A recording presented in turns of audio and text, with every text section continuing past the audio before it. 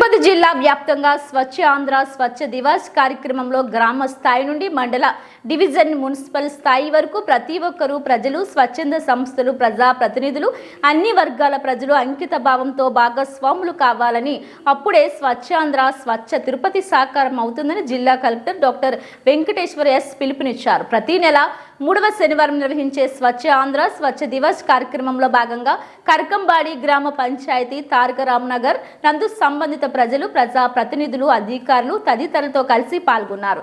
ఈ సందర్భంగా కలెక్టర్ మాట్లాడుతూ ప్రభుత్వ ఆదేశాల మేరకు ప్రతి 3వ శనివారం స్వచ్ఛ ఆంధ్ర స్వచ్ఛ దివస్ కార్యక్రమాన్ని అన్ని వర్గాల వారు అన్ని పంచాయతీలలో గ్రామాల్లో మున్సిపాలిటీలలో ప్రభుత్వ కార్యాలయాలు తదితర విభాగాల్లో అంకిత భావంతో పాల్గొని జిల్లా వ్యాప్తంగా విజయవంతంగా నిర్వహించారు. ఈ కార్యక్రమంలో district coordinator sanitation and training Shirisha, divisional panchayat అధికారి ప్రభురెడ్డి, తహసీల్దార్ రేణుగుంట సురేష్, గ్రామ సర్పంచ్ ఈశ్వరమ్మ, పలువురు అధికారులు, ప్రజా ప్రతినిధులు, గ్రామ ప్రజలు, మహిళలు తదితరులు పాల్గొన్నారు.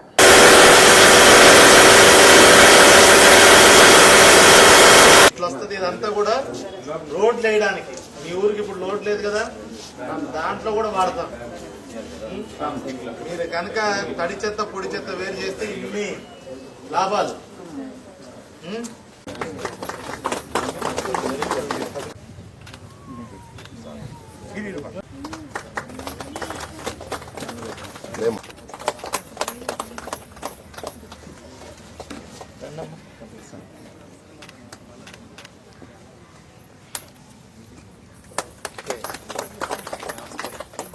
ఓకే సార్, ఈ వెనకాల అయితే 8,000 ప్లాట్స్ ఇచ్చాను సార్. ఇప్పుడు ఇది ఫంక్షన్ లోకి తీసుకుంటాం.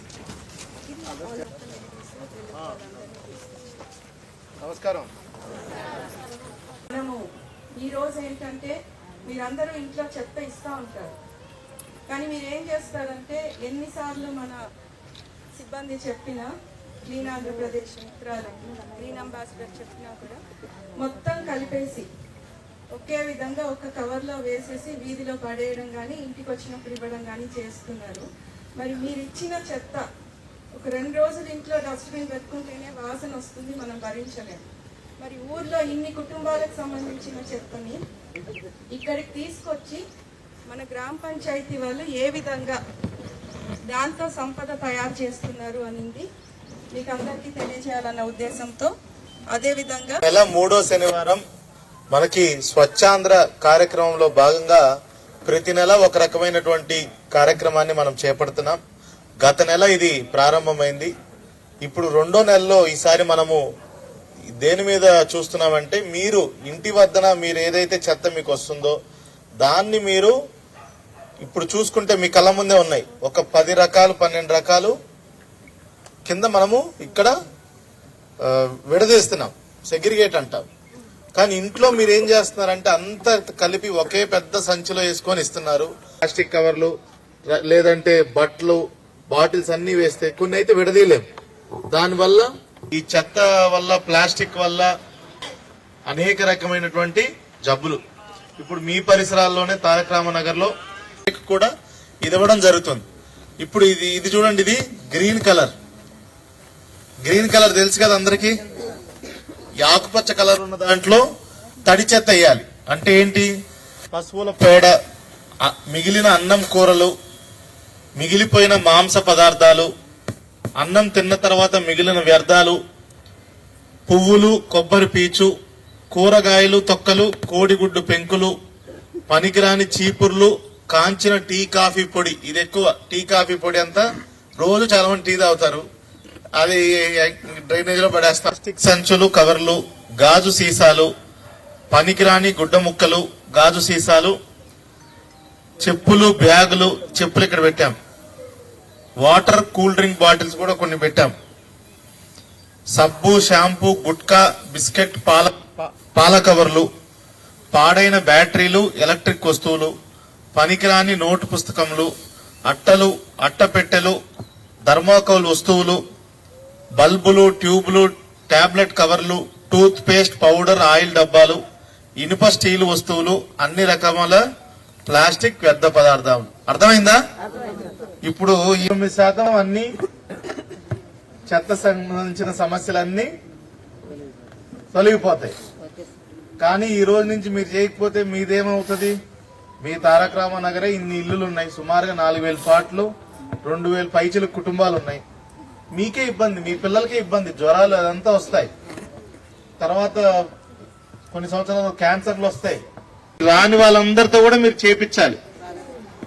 ఒకవేళ మీరు తడి చెత్త పొడి చెత్త సపరేట్ చేయకపోతే కొన్ని రోజుల తర్వాత వాళ్ళు మీకు చెప్తారు, నేను నా పరిసరాల పరిశుభ్రత కొరకు ప్రతిరోజు కొంత సమయం కేటాయిస్తానని నా వంతు కృషిగా స్వచ్ఛత కార్యక్రమాల కొరకు శ్రమదానం చేసి పరిశుభ్ర ఆంధ్రప్రదేశ్ నేను వేసిన ఈ ముందడుగు ఆంధ్రప్రదేశ్ రాష్ట్రాన్ని శుభ్రపరచడంలో సహాయం చేస్తుందని నమ్ముతూ ఈ రోజు నుండి వేరు చేయటంపై అవగాహన కల్పించడానికి ప్రయత్నిస్తానని మన ఆంధ్రప్రదేశ్ ను స్వచ్ఛాంధ్రప్రదేశ్ గా తీర్చిదిద్దేటట్లు నా వంతు కృషి చేస్తానని ప్రమాణం చేస్తున్నాను. మనకి రాష్ట్ర ప్రభుత్వం స్వచ్ఛాంధ్రప్రదేశ్ రోజుగా భావించి ప్రతి నెల 3వ శనివారం రోజున జిల్లా యంత్రాంగంతో పాటు ప్రజాప్రతినిధులు అందరూ కూడా స్వచ్ఛాంధ్ర కార్యక్రమాల్లో పాల్గొనవలసిందిగా రాష్ట్ర ప్రభుత్వం ఆదేశాలు ఇచ్చింది. ఇది గత నెల మొదలైంది. ఇది 2వ నెలలో మనం ఈరోజు ప్రతి నెల ఒక కాన్సెప్ట్ ఉంటుంది. ఈ నెలకు వచ్చేసరికి తడి చెత్త పొడి చెత్త వేరు చేయడం ఎట్లా చేయాలి, వేస్ట్ సెగ్రిగేషన్ మీద మనం యాక్టివిటీలు టేకప్ చేస్తాం. జిల్లా వ్యాప్తంగా కూడా అన్ని పంచాయతీల్లో అన్ని మున్సిపాలిటీల్లో కూడా ఈరోజు ఈ కార్యక్రమాన్ని నిర్వహించడం జరుగుతుంది. అదేవిధంగా అన్ని ప్రభుత్వ ఆఫీసెస్లో కూడా మనం ఈ కార్యక్రమాన్ని నిర్వహిస్తున్నాం. దాంట్లో భాగంగానే ఈరోజు మనము శ్రీకాళహస్తి నియోజకవర్గం రేణిగుంట మండలంలోని కరకంబాడి పంచాయతీలో తారక రామనగర్కి రావడం జరిగింది.